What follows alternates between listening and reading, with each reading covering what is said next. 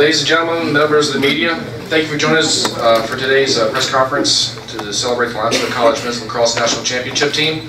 My name is Ernest Myers. I'm the Assistant Athletic Director for Media Relations. I'd like to now introduce you to our guests here at the head table. Starting on my left, we have Dr. Walt Griffin, President of Limestone College, Mike Serino, Vice President for Intercollegiate Athletics, Todd Nakasuji, one of our team captains, and J.B. Clark, the head men's lacrosse coach. I'd like now to turn over the proceedings to Mike Serino, the Vice President for Intercollegiate Athletics.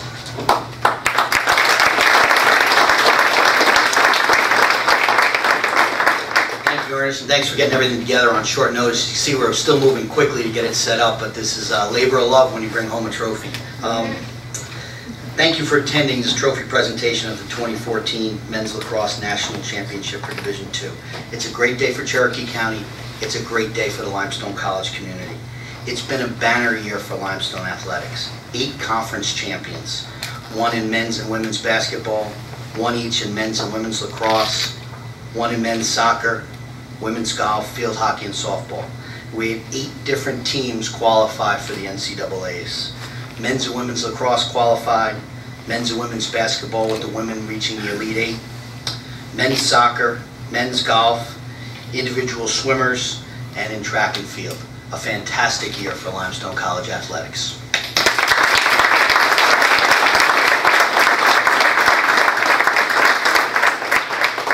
Closing out our athletic year is an exciting time with the championship, and now it's my honor to introduce a very special student athlete here. He's a young man who's the only recipient of the Elite 89 award for men's lacrosse twice. He's an All-American, he's a Scholar All-American, and he's a team captain.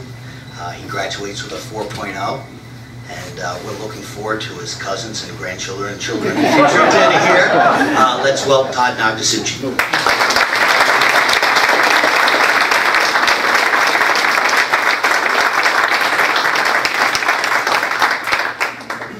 First of all, I'd just like to thank everyone who's made this entire journey possible. The institution, President Griffin, our athletic department, Coach Serino, and all of our tremendous fans that come out and support us every single game. Over these past 4 years, it's been an incredible journey for me. And just knowing that all the hard work we put in, all the early morning lifts, early morning runs, all the hard practices we've been through, it's just great to know that all that finally paid off with us being able to finally come out on top. This team has been relentless the entire year. We've come together as a family, as brothers, and we just were able to basically beat anyone that came in our way. And just like to thank everyone again for all your support over the season, over this year, and just great to know no better way to go out than on top with the national championship. Thank you.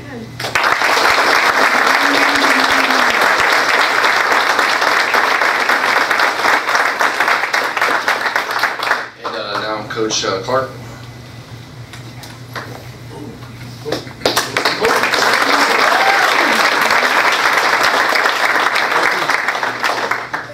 I was reminded out in the lobby there. I was standing with my colleagues in the department, and Coach James, who does a great job of speaking to the public, reminded me of the Winston Churchill speech, the "Why Not" speech, and he suggested I just stand up and say "Why not" and walk off stage. But it's really all year, this was the kind of team that kind of said, why not us? We entered the season as a bunch of really nobodies. And when you think of the word team, it's a cliche that coaches use, but if it weren't true, it wouldn't be a cliche, I suppose. This is truly a group that came together as a team. We had guys score goals, pick up ground balls, win face-offs that nobody had ever heard of. And in a national championship game, we played a lot of young men. And that was really a key for our success on Sunday. Back to the beginning, though, when you think about Limestone Lacrosse, this was the 25th season, and we kind of lost sight of that a little bit as we were on this journey. But 25, 26 years ago, Dr. Griffin had a dream about starting men's lacrosse in Gaffney, South Carolina, and he made as good a decision as he's probably ever made in hiring Mike Serino to start this program. And I said it the other day after our game, but Coach Serino has built this thing twice. He started it, won a national championship, walked away a little bit, came back when it was a little bit broken, and fixed it again. So really this is, you know, there are guys on this team that Coach Serino recruited. So it's truly a testament to these two men to my left. The reason we're standing here. So thank you guys very much.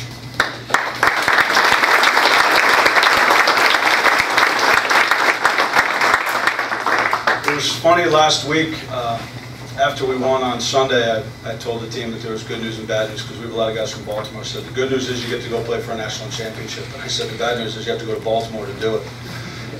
Some of them thought that was funny, others thought it was serious. But it took a lot of people, a lot of hours, overtime to get us through this NCAA tournament. We hosted 2 games. We had swim coaches that had probably never seen lacrosse before, hosting other teams. We had people working Saturdays and Sundays. Mr. Bloomer was unbelievable. Thank you. Setting up the tournament, running the tournament. It's not easy to do, and the hours and the effort put in by all those people is, again, a major reason that we're standing here. So thank you to all of you. I would be remiss if I tried to name all the names because I'd mess it up. But thank you to everyone who helped us on this journey, including right up until you know, after the game on Sunday, the tailgate, getting to a hotel in Salem, Virginia. We decided we couldn't leave the team in Baltimore after they won a national championship. So we drove to the backwoods of Salem, Virginia. The guys thought that was very fitting that we found a hotel somewhere and bumped them down. But it was really neat being on that bus. And sorry. It's a special group.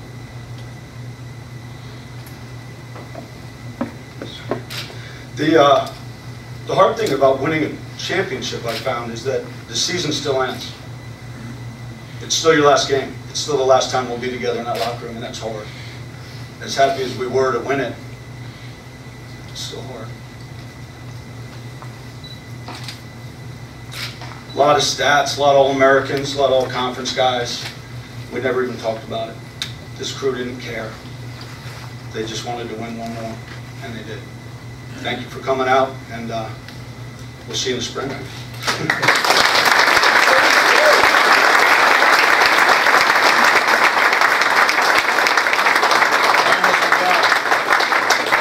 The reason I'm here is to present the National Championship Trophy to Dr. Walt Griffin. Thank you, sir.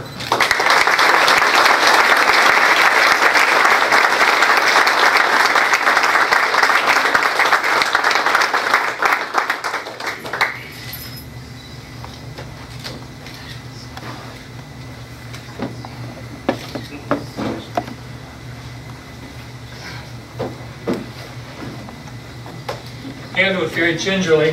Thank you, JB. It is a very special group, and it was mentioned that this is the 25th anniversary of men's lacrosse, and I was given more credit than I deserve. The one who actually had the idea of bringing men's lacrosse down to South Carolina was Dave Rilling, our Vice President for Business. And the program was in place a couple of years before I arrived. Mike Serino built it up. 2000, we went to College Park, Maryland to play for a national championship. And at that time it was C.W. Post. Same school, a little different name. But, we played Sunday, excuse me. And fans were yelling, "Limestone, you don't even belong here." Southern lacrosse was not highly regarded. And we pulled off a wonderful victory. First national championship. 2 years later, I had the honor of going to Rutgers in New Jersey and seeing us defeat New York Tech. And then after that we got so close, so often. It was frustrating. The long-range picture, though, is since 2000, Limestone men's lacrosse has been in at least the national semifinal every year. And in the national championship game 8 times. I don't think any other college in the country has set such a high standard of excellence. And we're very proud of this group of J.B. Clark, the assistant coaches, and these wonderful young men. And we're just sorry that this is sort of the last hurrah. A number of them will be back next year, and we're spoiled now. Now we want 2, 3, 4 in a row. Thank you all, and thank you to the wonderful Limestone College fans.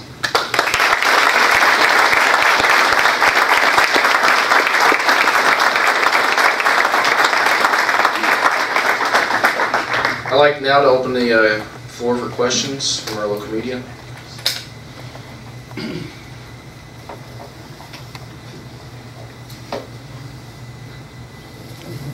Any questions? Coach Clark, talk just more about the journey this team went on, coming up short a couple years ago, and just what it meant to come away with this weekend. Yeah, so like, sorry, so we can hear you. Appreciate it. That's a good question, and it was something that our players actually brought up in the post-game interviews about what it meant 2 years ago to come up short. And even, a year ago, losing in overtime in the semifinals. We thought we had a terrific team last year as well. But I think that it drove them to do the extra. They wanted, for the playoffs, we get T-shirts, and they wanted to put on the back of that T-shirt 5 yards past, and that's a thing that our strength and conditioning coach really pushes on the guys, that they run 5 yards past the end line. So when they have to run a 40-yard sprint, they're running 5 yards past. And I think that part of the the 2012 loss, last year's semifinal loss, those drove them to go 5 yards past, and I think that's who they were all year. And we never really talked about it. We didn't talk about Baltimore until after the game last Sunday. It's not because I said we can't talk about Baltimore. I never even really thought about it, because this group was so focused. They allowed me to focus, my staff to focus on the next game and the next practice and the next drill and where we're eating and those things. And I didn't say it before, I'm remiss, but my staff doesn't get enough credit. Carol Kennedy and Brendan Stoyer, they did a remarkable job this year. They really took us on a journey. Everybody wants to talk to me, but they're the guys that really did this from behind the scenes. Kurt Lamb, who is our strength and conditioning coach, he spends as much time with my team as I do. And really, if you watch the game, we were just in better shape and stronger and tougher for longer, and he has a lot to do with that. And Rand's our trainer. I mean, the injuries we got were broken bones. They weren't pulls and all that other stuff, so we were blessed that way. And that was a huge part of the journey, of staying healthy, and it certainly helped us on Sunday. How hard is it to know you only have a day to practice, before you go to the championship? Mm-hmm. It's hard, when you're in the playoffs as a coach. Sometimes I walk out to the field and I'm like, man, this could be our last week of practice. This could be our last practice. And it's good to know that it is the last week. Your routine changes a lot. The guys are out of school. We call them professional lacrosse players. They come in here and eat together. So it really changes the routine. We did as much as we could. We worked real hard to keep the routine the same. And a pretty remarkable group in the locker room. It didn't really feel, I know Coach was in there, it didn't really feel like, oh my gosh, we're playing on, in an NFL stadium for the national champ. They were loose as they've ever been. They do a silly dance routine before the games. I guess there's video of that. I hope it doesn't leak out. But they were a loose group. They were confident and not arrogant, and that's really what we tried to have them be. And they embraced it. And so it's a neat group of young men. I just have one thing. I put Jamar on the spot. In the paper, there was a time when you were supposed to speak to the team, but he said, I'll do it. Yeah. I wonder what he had to say to the team. I'm not sure we can say it out loud, man. We could paraphrase it, but I think you can have some idea of what he said. No, that was interesting. I'm glad you brought that up, because I think it was 6-6 at halftime, right? Jamar, was that last weekend against Tampa?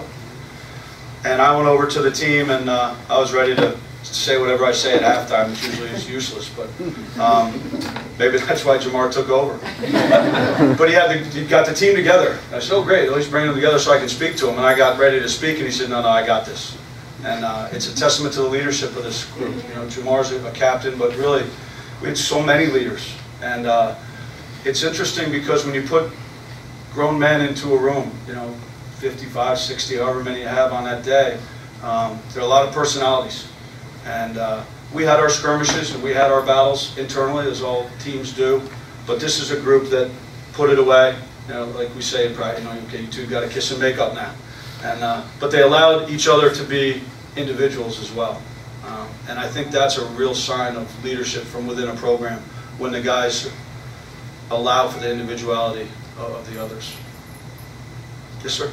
Well, obviously you won the national championship this year. Next year, as far as recruiting, how do you think that's going to affect the team that you put together and recruiting and getting out this big plus? We made it almost 48 hours without Dr. Griffin saying that we had to win another one. It was a great two days. Recruiting literally started on the bus. We pulled away from the stadium from the tailgate on Sunday night. We were still basically at the stadium, and Coach Storer was on the phone with a recruit. So we like our group coming in. We're excited about it, but there's some tough guys to replace, and we're not going to be able to replace them. We're just going to have to put bodies in there and hope we can fix some of the loss of not having them. But more of our players come from within. I mean, you know, people asked when we weren't ranked real highly at the beginning of the year, and people were worried. And you know, I tried to prep Coach Serino for, you know, this could be a tough year because I just don't know who we are yet. But the players that we've spent a lot of time with developing as players over the course of years. Joe Rodalone is the best example we have. As a young man who really hadn't played much at all, and he gets thrown onto the second midfield, scores the first goal in the national championship game. That's who we were all year. You know, we got a lot of accolades and whatnot in the postseason honors and things like that. But it's the guys like Joe Rodalone who just kind of out of nowhere came on and had remarkable seasons for us. The stars are the stars, but they're really not the ones that win it for you, as we found out on Sunday. Yes, sir. How about not only winning, but winning the way you guys did, falling behind early, and then just really just blitzing from there on out? Yeah, it's kind of how we went about it in the last 7 games in particular. The best thing to happen to us was losing to Lemoyne. It really woke us up. Somehow it created a sense of confidence in ourselves, and we were bad. We were up at Georgetown Prep in DC, outside DC, and we were a bad lacrosse team that day, but it was something that you could tell could be fixed. It wasn't, as they say in coaching, the Johnnies and Joes were there. We had to figure out how to put them on the field in the right places, and we did a little of that, but more than that, they got confident. And we talked about mauling teams, and not just beating teams, and that was kind of our mindset. And one of the best things that happened to us after that loss was Coach Serino came in my office one morning and said, "I have something crazy for you, and you can say no," which usually means you better not say no. But he gave us the opportunity to scrimmage the professional team, the Charlotte Hounds. So I toiled with it. I mean, it was a tough one because we played Belmont Abbey on a Saturday, which is a tough conference game, and he wanted us in Charlotte on Sunday morning at 10 o'clock. And we accepted it, and we went over there, and I think he'd agree to this. We just played lacrosse. We went out there, and I mean, Anthony Starnino's, you know, mauling Matt Danowski, you know, and our freshman face-off guys out there against this kid Fallon, who's one of the best ever, you know, and just winning face-off because they don't know any different. It's almost like we were so young we didn't know any different, and our term was, no matter who we play, we're just going to maul, and that was the mindset on Sunday, as you saw. That, you know, we kind of held them back a little bit. I got a little nervous there. I guess we were up by 5 or 6, and I kind of pulled them back a little bit. We also couldn't clear the ball for a time, but that game could have been even a little bit different than it was. Coach Clark, yeah. Coach Jazz for LIU Post mentioned that, you know, just because Limestone was a Southern team, it didn't really make a difference. Your ranking would have been the same as you played in the North. Could you just speak to the growth of lacrosse in the South and the, you know, Limestone fostering that growth? Yeah, it's interesting. Coach Serino and I are old enough to remember when Notre Dame was given an at-large bid to the NCAA Division I tournament 25 years ago, Coach. I mean, 20 years, whatever it was. And we were all up in arms. I was at Duke at the time, and as an assistant, and we had to play them in a quarterfinal game. Everyone's up. How's Notre Dame get in there from the Midwest? Limestone is kind of that to Division II in the South. I don't think you're looking at a Tampa and all those schools if it not for Limestone Lacrosse and what these two men have done for the sport. There's probably 35, 40 teams in the state playing boys and girls lacrosse. They just started at Boiling Springs High School. And I think Limestone College is a major reason that lacrosse is growing as rapidly as it is. Furman started lacrosse. We went over and scrimmaged them. It's a lot of fun.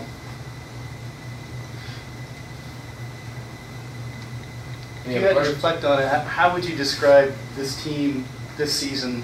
How's it, when you reflect back on it? I mean, yeah, I've been thinking a lot about that because I knew someone was going to ask that question. Thank you. It's like I said, it's a cliche. It's truly a team. It's a bunch of guys that didn't care about the accolades. Our first team All-American's the last guy to leave the field. He's out there shooting with others and helping guys. And we got freshmen helping upperclassmen and upperclassmen helping freshmen. And so I think it's a true team, really, and in all senses of the word. And that's what's been so neat about being with this group.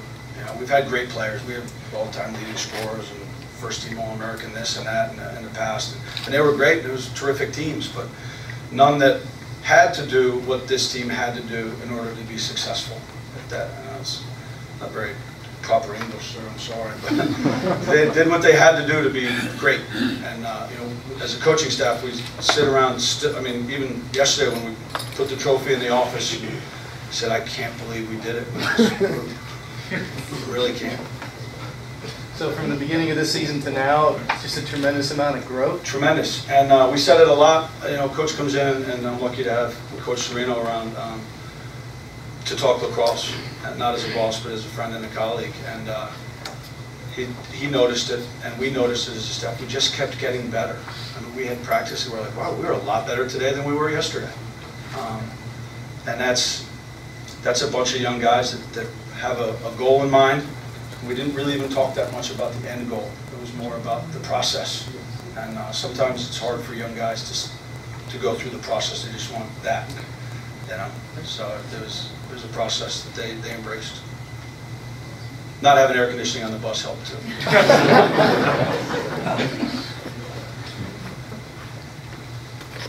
I'd like to ask Todd a question. I'd like to ask how you maintain a 4-point average and played lacrosse, because I've been here a long time and I know how hard that is. How are you able to do that? I think Coach Serino tutored, were you Todd's tutor? I did ask him to sneak that in when he wanted second lead. He did not sneak that in. Yeah, well, my first semester here, I was in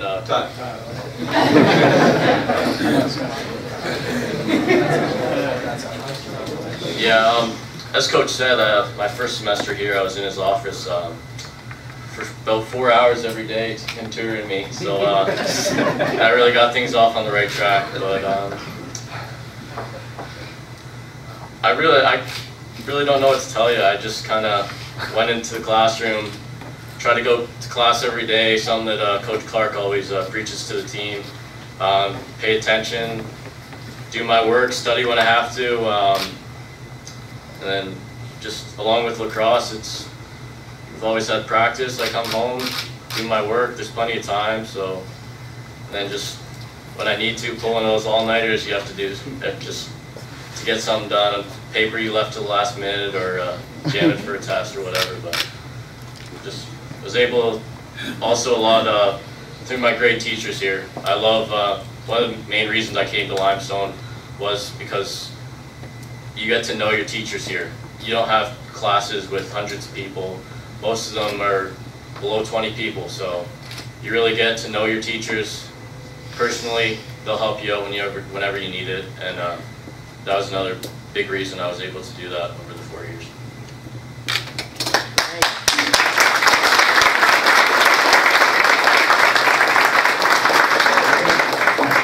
Todd did have a B at the midterm this year.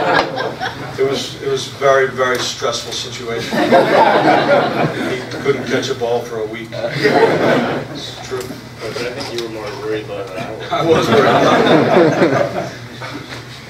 it. Any other questions? Thank you, everyone, for coming out today. This is awesome. Thank you.